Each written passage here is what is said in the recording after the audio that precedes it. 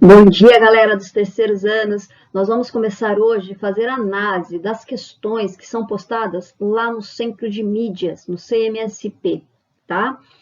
É importante saber fazer esse tipo de questão. Vocês estão aí no terceiro ano, tem Enem, e aí a gente precisa entender como é que funciona essas questões, como ir bem nesse tipo de questão, tá?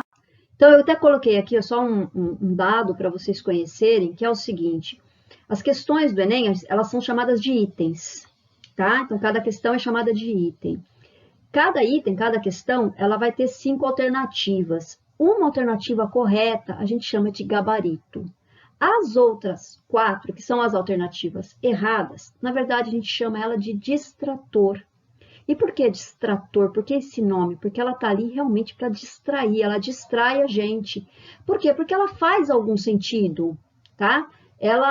Muitos alunos acabam optando por essas alternativas, tá bom? Então eu vou dar uma mostrada aqui para vocês de como que a gente trabalha para não cair nos distratores e ir na alternativa correta, tá bom? Então eu escolhi uma questão, que é a questão de Revolução Russa, tá? Lembrando, Revolução Russa, 1917, a primeira revolução socialista da história. Vamos ler juntos aqui a questão colocada lá no Centro de Mídias, ok? Então, após fortes divergências ideológicas ocorridas a partir de 1903, intelectuais e teóricos políticos russos se dividiram em 2 grupos, bolcheviques e mencheviques. Durante o ano de 1917, esses 2 grupos foram marcantes nos processos revolucionários ocorridos no país. Respectivamente, uma afinidade e uma divergência entre tais grupos podem ser descritas. Então, o que você vai fazer, por exemplo, se você estiver fazendo uma prova, uma questão lá no Enem? Você vai ler a questão, o enunciado da questão, que nem eu fiz agora. Leia uma primeira vez para você ter uma noção geral. Depois você vai reler o enunciado e vai grifar, vai circular o que ele quer saber, para você não esquecer. Então vamos lá, ó. Então ele começa aqui, ele está falando de 2 grupos, deixa eu pegar o marca-texto. Ele está falando de 2 grupos políticos lá na Revolução Russa. Ele está falando de bolcheviques e está falando de mencheviques, tá? Daí ele fala que esses grupos foram importantes e tal, mas o que ele quer saber? Está aqui no finalzinho, ó. Então, ele fala, respectivamente, então tem que ser nessa ordem, tá? Ele quer uma afinidade, uma coisa que bolcheviques e mencheviques tenham em comum, os 2 querem, tá? E uma divergência entre esses grupos. Por que fazer isso? Por que circular? Por que usar a marca-texto? Porque geralmente os enunciados são grandes e as respostas, as alternativas também são. Então, o que acontece muitas vezes? Na hora que o aluno está lá lendo a alternativa E, ele já nem lembra mais o que ele está procurando. Quando você circula ou grifa, como eu fiz aqui, você só bate o olho de novo no enunciado, já está lá circulado. Tá? Então, você está lá com a provinha na mão, você bate o olho e você vai ver lá, bolcheviques, mencheviques, eu quero uma afinidade, uma divergência. Pronto, já lembrou, não precisa reler o enunciado inteiro e perder tempo. Tá? Então, o que a gente vai procurar aqui?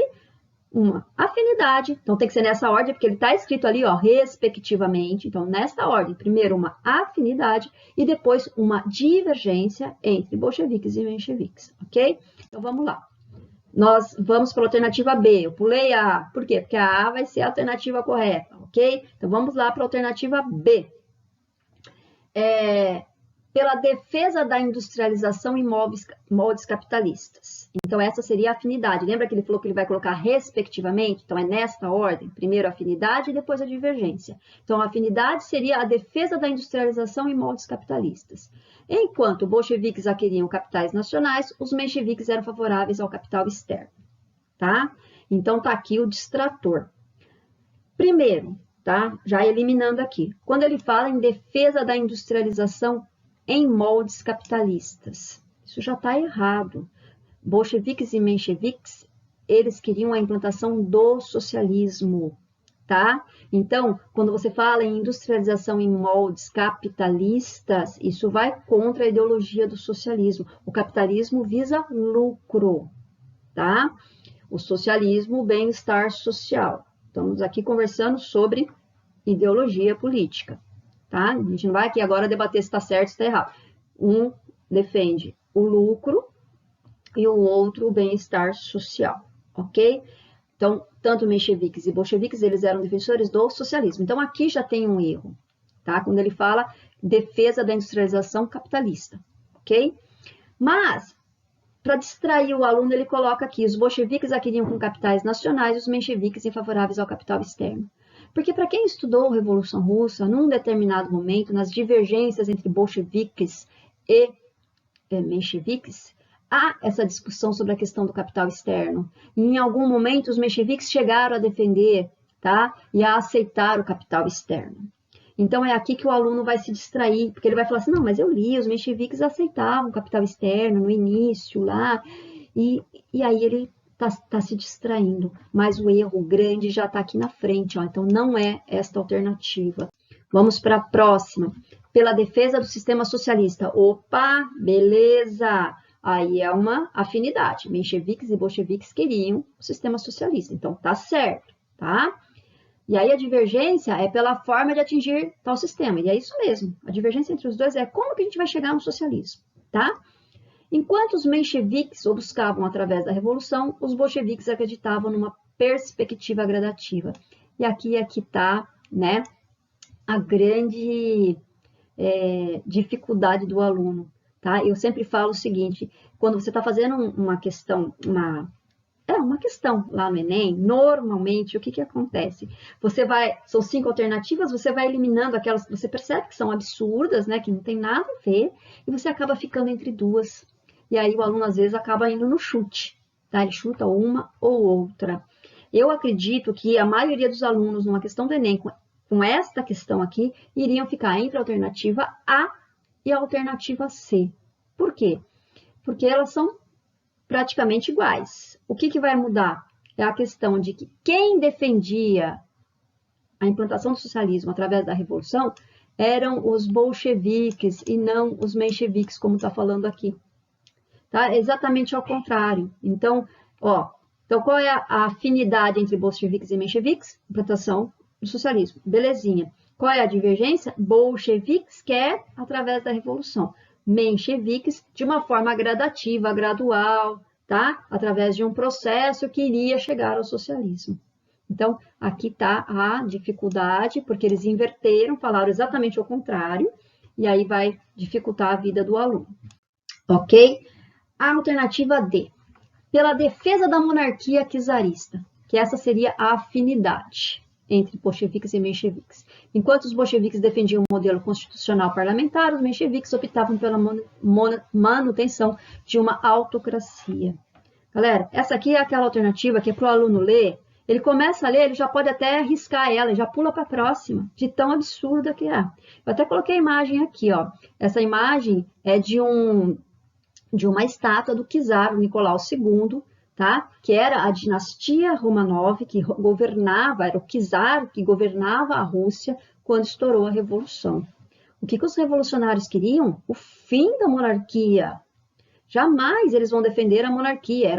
Era uma monarquia absolutista, autocrata, tá? Extremamente ditatorial, e eles eram contra isso. Ok? Então, aqui, quando você lê que eles defendiam a monarquia czarista, você não precisa nem ler o resto, já exclui. Né? A revolução é contra o czarismo. Se você não souber isso, você não aprendeu a Revolução Russa. Ok? Mas se você aprendeu a Revolução Russa, você já vai saber disso. É contra o czarismo, é derrubar o czar, é tirar o czar do poder, tá? E depois implantar o sistema socialista, tá bom? Então, absurdo é aquela questãozinha que você nem perde muito tempo nela. Leu ali o começo, viu o absurdo, já elimina, porque não está errado. Essa não é a afinidade entre eles. E, pela defesa do anarquismo, que essa seria a afinidade deles. Enquanto os mencheviques acreditavam numa militância pacífica de coletivismo, os bolcheviques pretendiam implementar o anarquismo pela via radical de destruição da burguesia.